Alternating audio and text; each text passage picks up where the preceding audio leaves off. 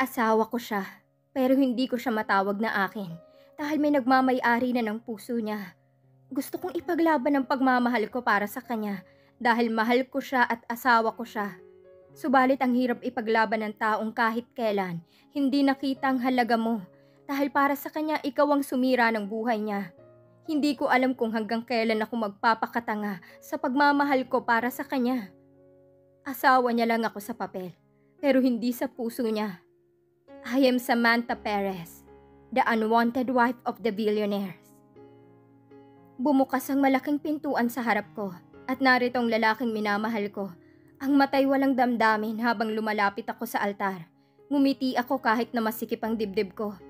Narinig kong musika habang dahan-dahang naglalakad patungo sa lalaking naghihintay sa harap. Si Kiel, nakatitig ng seryoso sa akin. Walang kahit anong kasiyahan ang makikita sa kanyang muka at ito'y nagdulot ng kirot sa aking puso. Iniharap ko ang aking kamay, ngunit itinuring niyang wala ito at agad na umusad patungo sa harap ng pare. Iniwan akong nakatambad ang kamay sa ere. Yumuko ako, bahagyang nahihiya. Sumunod ako sa harap ng pare at sinimulan na ang misa.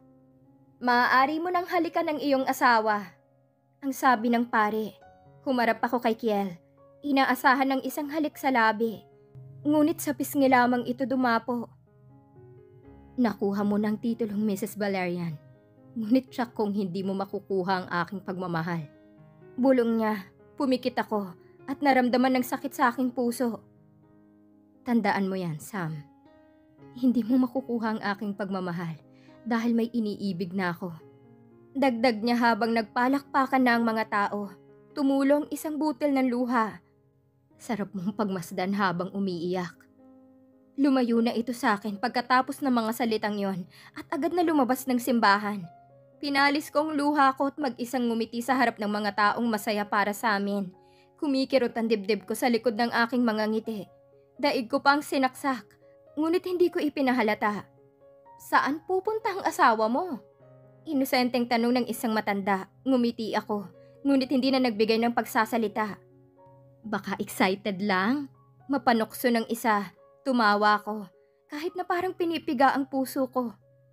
Ako si Samantha Alexandria Perez Valerian, and I am his unwanted wife. 5 taon na ang nakalipas simula noong kinasal kami. 5 taon ang nakalipas simula noong nagsama kami. Walang pinagbago. Ganun pa din ang pakikitungo nito sa akin. Tiniis ko lahat tulad ngayon. Nakaupo ako sa sofa habang naghihintay kay Ezekiel dito sa sala. Pasado 12 p.m. na, pero hindi pa rin umuuwi. Laging late kung umuwi. Ganito lagi ang ginagawa nito. Minsan umuuwi kong lasing. Minsan umuuwi na merong dalang babae. Iisa lang ang magagawa ko. Ang tiisin ang lahat ng pasakit nito. Napatingin ako sa pintuan nang narinig kong ugong ng kotse na kakapasok lang. Tumayo ako upang salubungin ko si Kiel. Inayos ko ang robang suot ko bago ako palapit sa pintuan. Pero pumasok doon si Kiel habang nasa bisig nitong isang babae habang naghahalikan. Nakapulupot ang mga binti ng babae sa bewang ni Kiel habang ang dalawang kamay ni Kiel ay nasa pang-upo nito. Natulala ako habang nakatingin sa dalawa. Mas lalong lumalim ang halikan nilang pareho. Narinig ko kaagad ang malutong na mura ni Kiel at ang ungol ng babae. Humagikhik pa silang pareho at tumawa. Nanatili akong nakatayo. Hindi ako makagalaw. Hindi ako makahakbang na parang mayroong isang mabigat na bagay ang nakadagan sa akin. Tumulo isa-isang mga luha ko. Habang nanlalabong nakatingin pa rin dito na naglalakad habang naghahalikan. Nilagpasan nila ako na parang isang hangin lang. Nilagpasan nila ako na parang hindi nag-e-exist sa bahay na to. Kahit na nakikita ako ni Kiel. Bumigat ang hininga ko. Daig ko pang pinatay ng paulit-ulit habang nakatingin sa dalawa habang paakyat sa ikalawang palapag. Narinig ko ulit ang ungol ng babae. Para akong sinaksak ng paulit-ulit.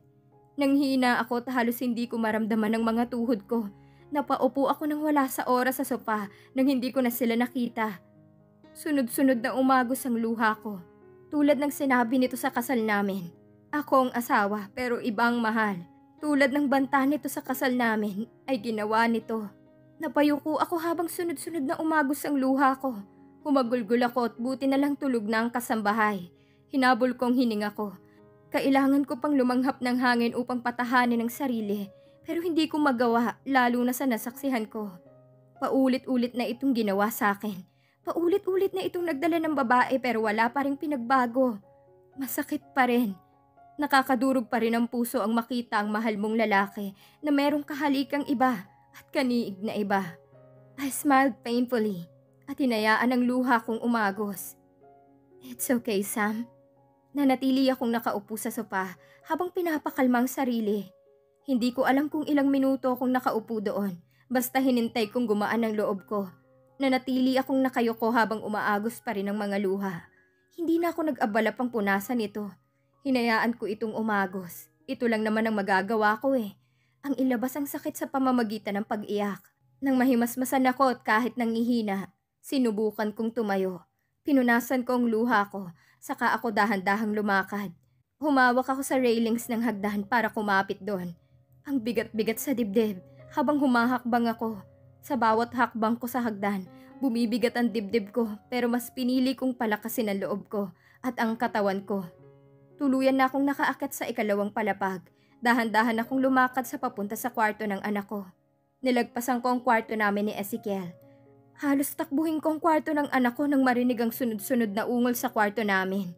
Kumikirot ang puso ko, nanindig ang balahibo ko.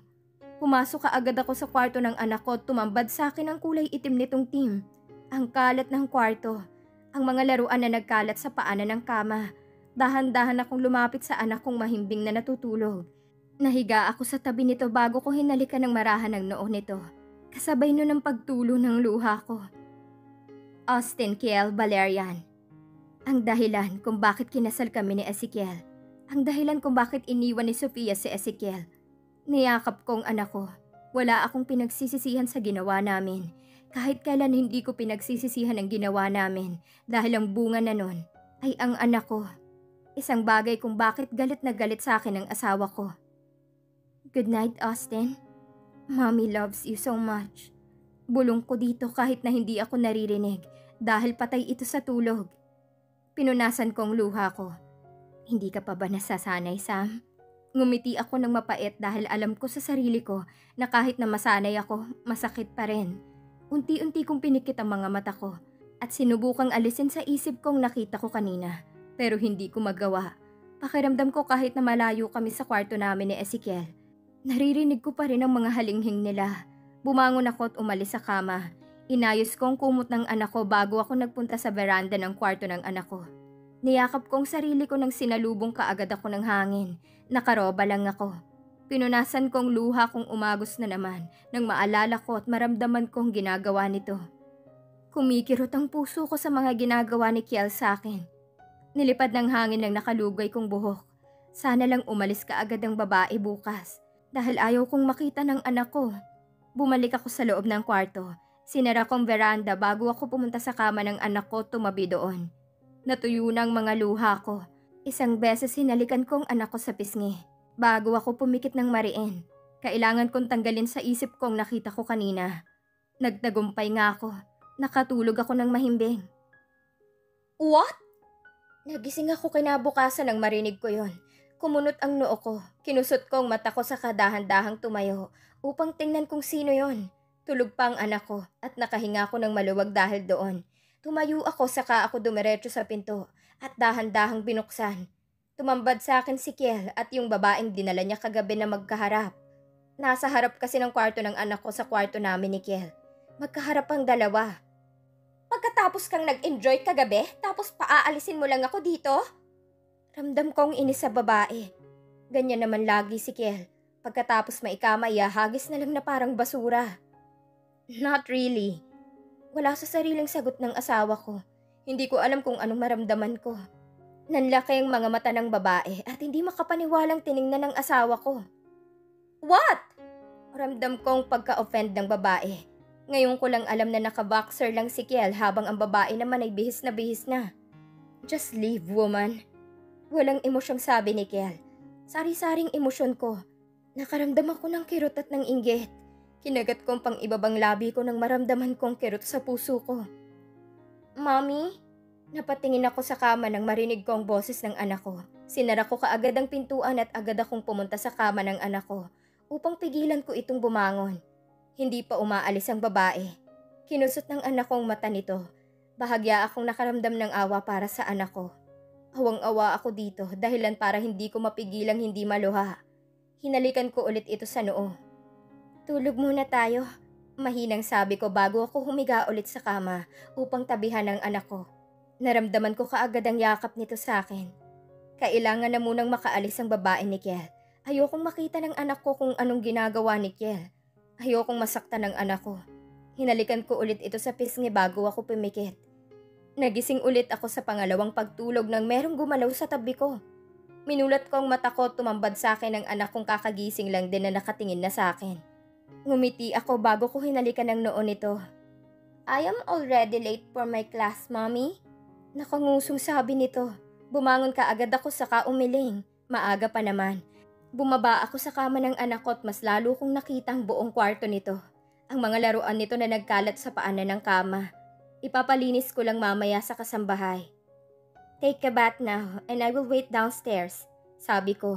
Tumango ang anak ko bago ito dumiretso sa banyo nito. Lumabas ka agad ako sa kwarto. Nagpunta ako sa kwarto namin ni Kiel para makapagbihis ako. Pumasok ka agad ako, tumambad sa akin ng magulong kama. Kumirot ang puso ko nang maalala ko na naman kagabi. Lumipad ang paningin ko sa closet nang bumukas ito. At lumabas doon si Kiel na naka-business attire na. Matalim itong nakatingin sa akin. Naninikip ang dibdib ko. What are you looking at? Malamig na sabi nito bago dahan-dahang lumapit sa akin. Nangatog ang binti ko. Napaatras ako ng isang beses dahil sa tibok ng puso ko. Hindi ko ata kakayanin kung mapalapit ito sa akin. Itigil mo ng pangbababae mo, Kiel. Kahit para na lang kay Austin. At para rin sa akin. Pero hindi ko na dinugtungan. Nasa isip ko na lang yon. Tumawa ng pagak si Kiel. Saka siya lumapit sa side cabinet upang kunin ang relo doon at sinuot. Dream on, woman. Gusto mo to, di ba? Kaya magdusa ka. Subukan mo ring magdasal, baka sakaling matupad.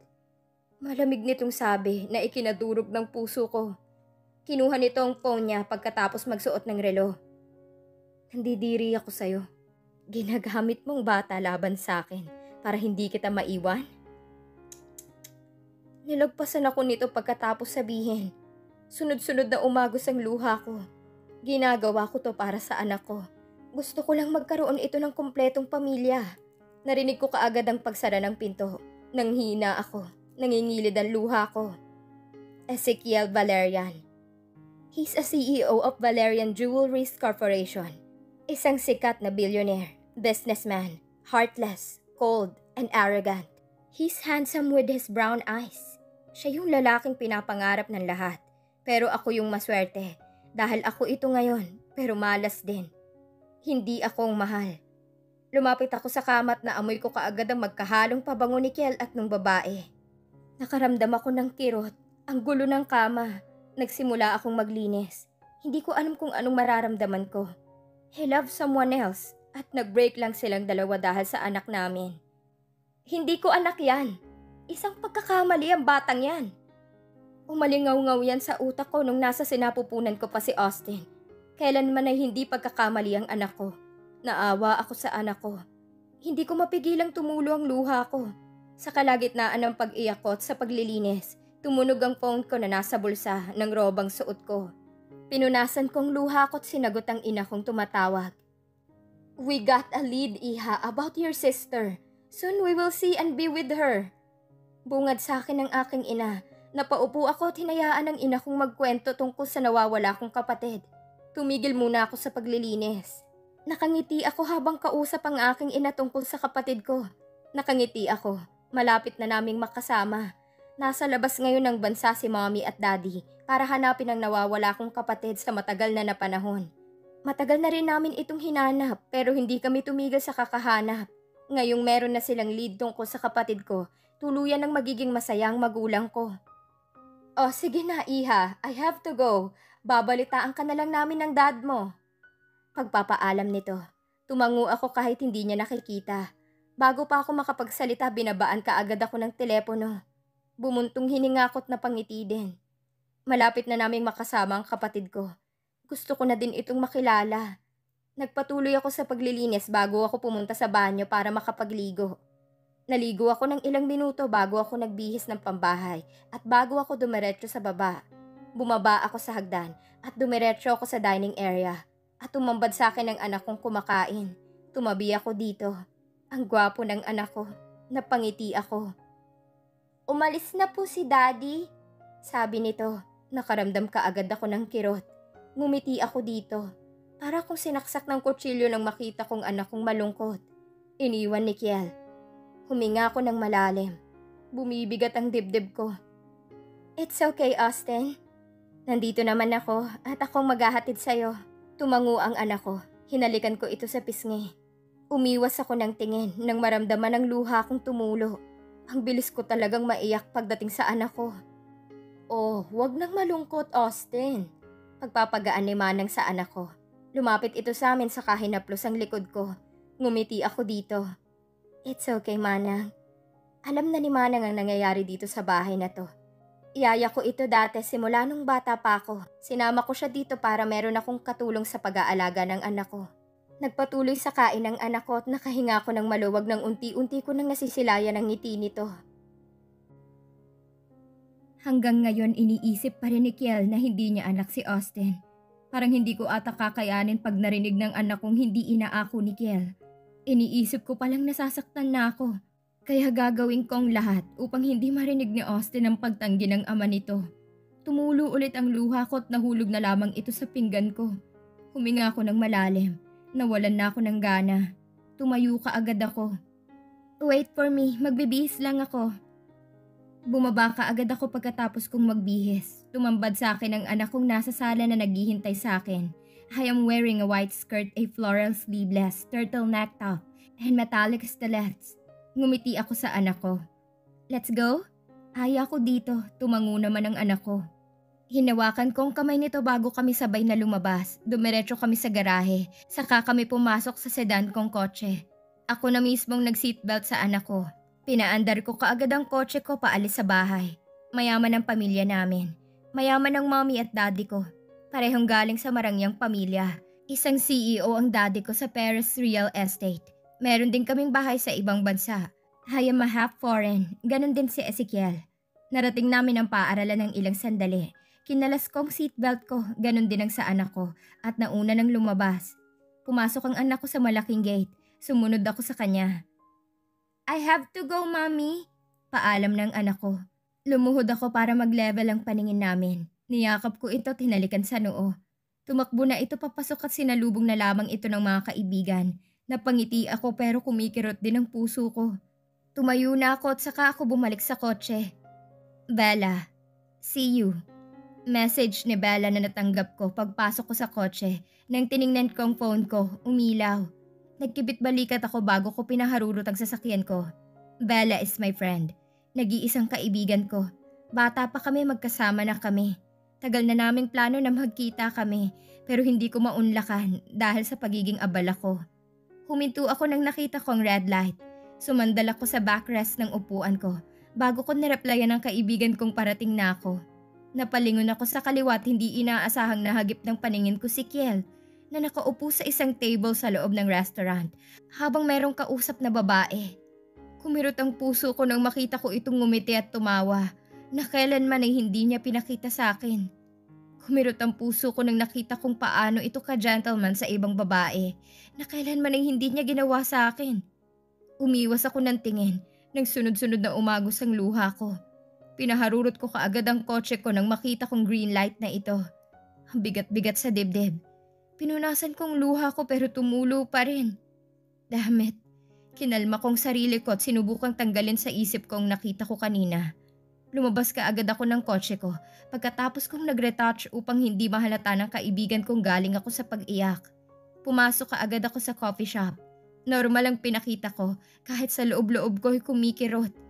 Ngumiti kaagad ako nang namataan ko ang maganda kong kaibigan. Tumayo ito at sinalubong ako ng halik at yakap bago kami umupo. "How are you?" Tanong nito kaagad habang nagtatawag ng waitress para sa order naming kape. Huminga ako ng malalim nang muling pumasok sa isip kong nangyari kanina. Akala ko ba meron siyang trabaho? Umiling ako. Are you okay? Nag-aalalang tanong nito pagkatapos sabihin sa waitress ang order namin. Tumango ako sa ngumiti. Well, hindi ako kailangan magtago sa kaibigan ko dahil alam nito lahat ng takbo ng buhay ko ngayon. Oh, come on, Sam. Stop lying. I know you. Umirap ako dahil talagang kilala ko ng babaeng to. Bumuntong hininga ako sa sumandal sa backrest. Ganon pa rin naman. Nothing's changed. Simpleng sagot ko. Alam niya kung anong ibig sabihin ko. Yung mga ginagawa ni Kiel sa akin at sa pambababae nito. Bumuntong hininga si Bella bago ko nakita ang salubong nitong kilay. Bakit kasi hindi mo hiwalayan? I can't. Hindi ako nagsalita. Hindi nagtagal dumating ang order namin. Nilapag ng waitress ang mocha sa kakasaba cake. Kinuha ko kaagad ang kape ko at uminom. Oo nga pala, iisa lang palang rason mo? Yung anak mo. Paano naman ikaw? Ramdam kong inis nito pero hindi pa rin ako nagsalita. Wala akong masabi dahil sa puntong to. Hindi ko inisip ang sarili ko. Wala akong pakailam sa sarili ko basta hindi lang masaktan ang anak ko. Umiling si Bella. Tila dismayado dahil kahit anong kumbinsin nito sa akin, hindi ko maiwan si Kiel dahil bukod sa mahal ko ito, meron din akong anak na kailangan ng ama. Gusto ko lang bigyan ng anak ko ng buong pamilya. Tumingin ka sa paligid mo. Sabi nito na ikinakunot ng noo ko. Tumingin ako sa paligid pero wala namang kakaiba. Ang nakikita ko lang ang mga taong kumakain din at naglalakad. Humarap ako kay Bella at kinunutan ng noo. Seriously, Sam? Ang manhid mo talaga. Hindi mo ba nakikita na maraming nagkakandara pa sa'yo? Pwede ka namang maghanap ng iba na mas better pa sa asawa mo. Inis na sabi nito, tumingin ako sa paligid. Ang dami nakatingin sa akin, mapababae man o lalaki. At ngumingiti sa akin dahilan parang ngitian ko din ito pabalik. Binalik ko ang paningin sa kaibigan ko. Madaming ang lalaki sa paligid, pero hindi ko naman mahal. Madami nga pero wala naman akong nararamdaman at tanging si Kiel lamang ang magpapatibok ng puso ko at nagpapalabas ng emosyon ko na kahit pamilya ko'y hindi ko ginawa. Umiling ang kaibigan ko at tumahimik na lang. Ilang sandali kaming tumahimik. Bago kami nag-change ng topic at nakahinga ako ng maluwag doon. Pinag-usapan namin ang trabaho nito at negosyo nitong itatayo. Pansamantala kong nakalimutan ng lahat. Umalis din kami kaagad ni Bella sa coffee shop at nagpunta na lang sa mall. Kumain din kami pagkatapos at sabay din kami nag-spa. Ilang araw ring hindi ako nakapag-spa.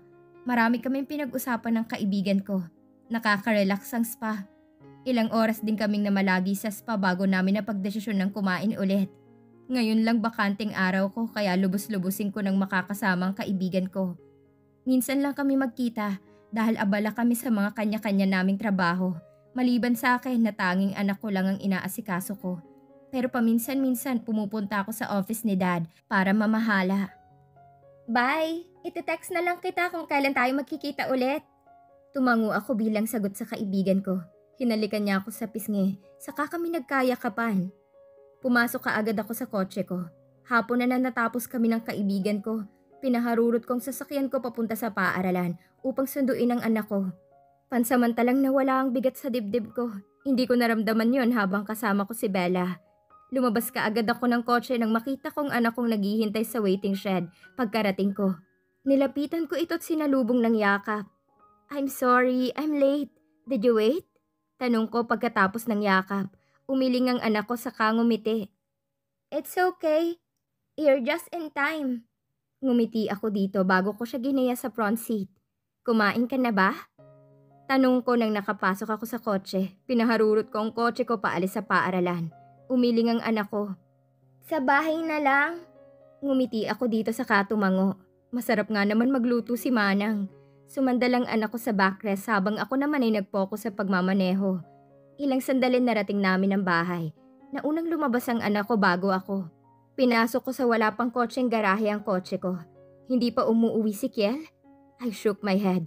Of course, laging late yun kung umuwi. Dahil ayaw niya akong makita at makasama. Halos mandiri nga yun eh. Ngumiti ako ng mapait. Pumasok kaagad ako sa bahay. Dumiretso ako sa kusina nang marinig kong ingay doon. At tumambad sa akin ang anak kong nakikipag-usap kay Manang upang lutuan ito ng pagkain na paborito nito. Austin? Lumingon ito sa akin pagkatapos kong tawagin. Let's go upstairs. We need to change our clothes. Lumapit ito sa akin at siya na mismong naghila sa akin paalis sa kusina. Manang, bilisan niyo po ah. Meron pa itong bilin kay Manang, ngumiti ako. Makita lang ang anak kong masaya, magiging maayos na ako. Inangat ko ito ngunit nagpumiglas dahil, "Come on mom, put me down. I am a big boy now." Sabi nito, ngumuso ako. "You're still my baby, Austin?" Nakangising sabi ko. Umirap ang anak ko bago ko ito inilapag. Naunang umakyat ang anak ko habang natatawa akong sumunod dito. He's still 5 years old pero mataas ang IQ niya. Pumasok ako sa kwarto namin ni Kiel habang ang anak ko naman ay sa kwarto nito. Dumiretso ako sa banyo upang makaligo. Medyo amoy pawis ako. Ilang minuto akong nagbabad bago ako lumabas at nagbihis. Lumabas ako sa walk-in closet. Kasabay nun ang pagtunog ng phone ko. Kumunot ang noo ko at tiningnan ko kung sino. At tumambad ang pangalan ng aking ina. Umupo ako sa kama bago ko sinagot. "Iha?" Ramdam kong galak sa boses nito. Kumunot ang noo ko pero bago pa ako makapagsalita ay naunahan kaagad ako. "Nakita na namin ang kapatid mo. Alam na namin kung sino siya. Pupuntahan namin siya ngayon." Nanigas ako at hindi ko maiwasang hindi makaramdam ng galak. Ngumiti ako sa balita ni Mami. Meron na akong kapatid. Magkakaroon na ako ng kapatid. "Talaga? Magandang balita, Ma'am." Nakangising sabi ko. Ramdam ko rin ang kasiyahan sa boses ko. Huminga ako ng malalim kasi kinakabahan ako sa hindi malaman kung anong dahilan. "Yes, malapit na nating makasama." Ngumiti ako. Tuluyan na magiging masaya ang aking ina. "Ibaba ko na, palapit na kami." Bago pa ako nakapagsalita, tinapos na ang tawag. Huminga ako ng malalim saka akong ngumiti. Magandang balita. Meron akong kapatid. Tagal ko rin gustong magkaroon ng kapatid kasi all my life, ako lang mag-isa. Ako lang mag-isang anak ni mom at dad. Lumabas ako ng kwarto pagkatapos ng tawag na yon. Dumiretso ako pababa papunta sa kusina at tumambad sa akin ang anak ko na sarap sa kain habang ngumingiti. Tumingin ako sa orasan sa side cabinet. Hindi pa rin umuuwi si Kiel. Gabi na. Kumain na bang lalaking yon? Sana man lang hindi niya makaligtaan kumain. Bumuntong hininga ako bago ako umupo sa tabi ng anak ko. Sanay naman na akong lagi itong late kung umuwi. Pero hindi ko pa rin mapigilan ang sarili kong hindi maghintay. Kahit papano asawa ko pa rin yon. Kasal pa rin kami sa mata ng batas. Kahit na hindi ako mahal, sapat na sa akin na kasal kami at hindi na ito makuha sa akin. Kumain ako pero nasa isip ko pa rin si Kiel at ang kapatid ko. Hindi na ako makapaghintay na makita ang matagal ko nang nawawalang kapatid. Tumingin ako sa anak kong sarap ng kain. Tinapos ko kaagad ang pagkain ko at ganun din ang anak ko. Nakapagbihis na ito ng pantulog. Inamoy ko ito at positibo kung tapos na rin itong nag-half bath. Pinunasan ko ang gilid ng labi ko, ganun din ang sa anak ko.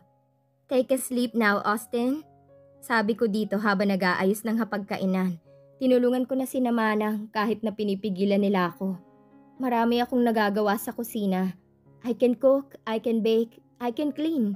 Iyan pang nagagawa ko sa kusina pero hindi ko na masyadong nagagawa dahil abala nga ako sa anak ko. "I can't sleep. Hindi pa ako dinadalaw ng antok, Mommy." Alma ng anak ko.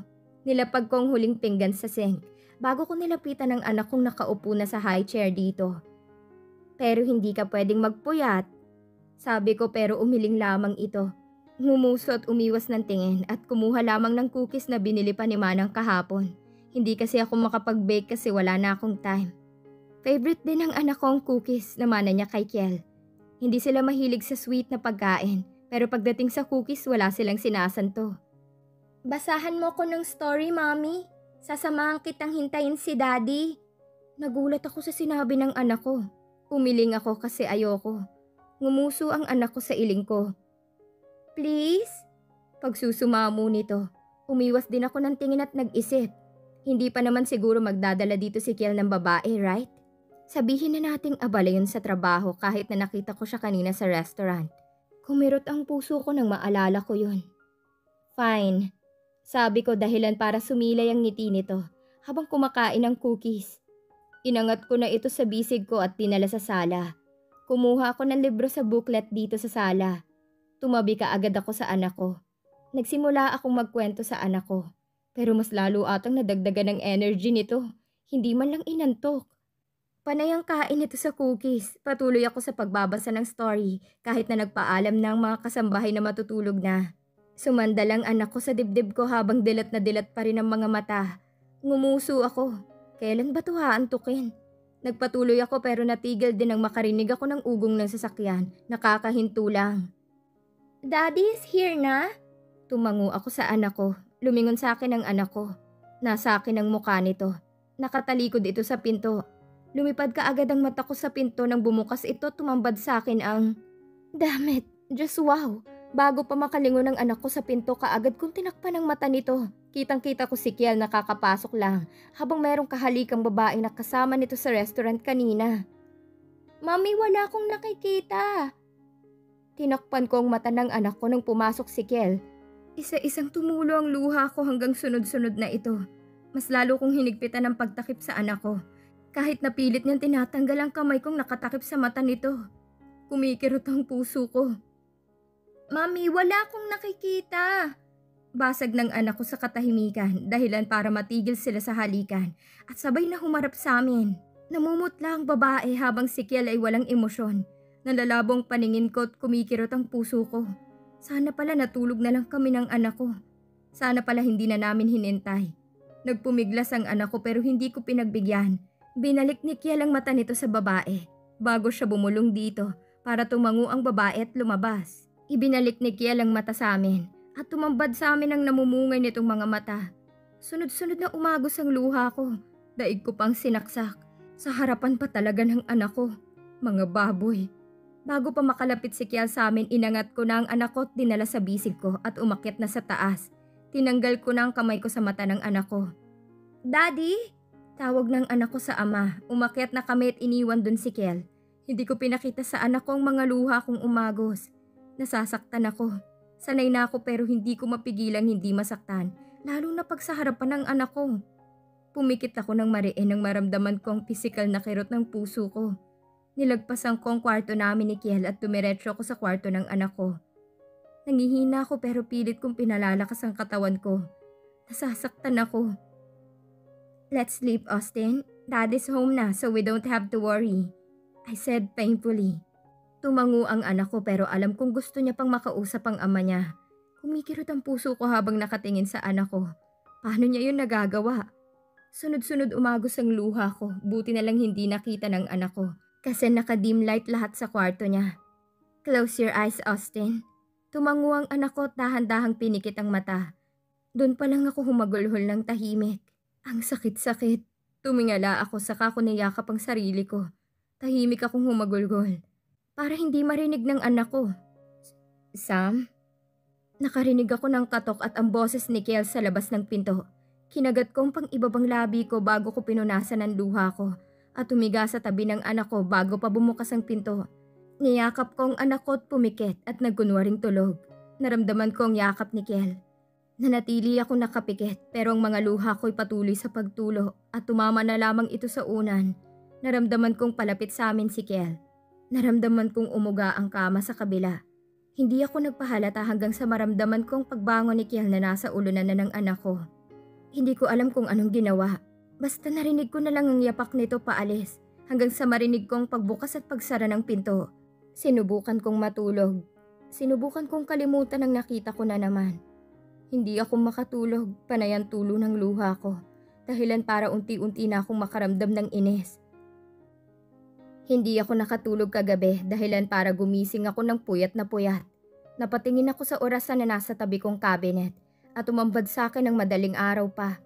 Kinusot ko ang mga mata ko saka ako dahan-dahan bumangon upang hindi magising ang anak ko. Dumiretso ako sa banyo ng anak ko at ginawa ang morning routine ko. Pagkatapos nun ay lumabas ako ng kwarto at dumiretso pababa para makapagluto na. Maaga naman akong gumising. Ako na lang ang magluluto para sa mag-ama ko. Panigurado tulog pang makakatulong. Bumaba ka agad ako, kasabay nun ang pagtunog ng phone dito sa bahay. Kumunot ang noo ko at lumapit din upang sagutin kung sinong tumatawag. Hindi ko pa nakalimutan na nangyari kagabi. Hindi ko pa nakalimutan kasi ang hirap eh. Tinanggal ko na lang sa isip ko. Ang importante hindi nakita ng anak ko. Ang importante hindi magtatanim ng sama ng loob ang anak ko sa ama nito. Sinagot ko ang tawag. Iha, hindi ko na-contact ang phone mo, kaya dito na lang ako. Si Mommy lang pala. Umayos ako ng tayo habang inaayos ko ang robang suot ko. Nasa Pilipinas na kami, kasama na namin ang kapatid mo. Ramdam kong saya sa boses ni Ma'am. Mas lalo akong napatayo ng maayos. Unti-unting sumilay ang ngiti ko. Talaga? Dumiretso na po kayo dito sa bahay, Ma'am. Nakangiti kong sagot dito. Hindi na, ikaw na lang ang pumunta sa bahay natin. Alam mo naman, excited makita ng kapatid mong bahay. Ngumuso ako pero kalaunan tumango din kahit hindi nila nakikita. Sure, ako na lang ang pupunta. I want to meet her, Ma'am, I said. Tinapos ka agad ni Ma'am ang tawag. Medyo merong kalayuan ng bahay ni na Mommy dito sa bahay namin ni Kiel. Pumunta na kaagad ako sa kusina upang makapagsimula ng magluto. Nagpunta ako sa refrigerator upang kumuha ng mga sangkap. Nilapag ko ito sa mesa na nasa harapan ko lang. Nagsimula akong mag-slice ng mga kung ano-ano. Pero bago yon, nagsuot muna ako ng apron. Nagsimula ulit akong mag-slice ng mga gulay, sa kabawang at kung ano-ano pa.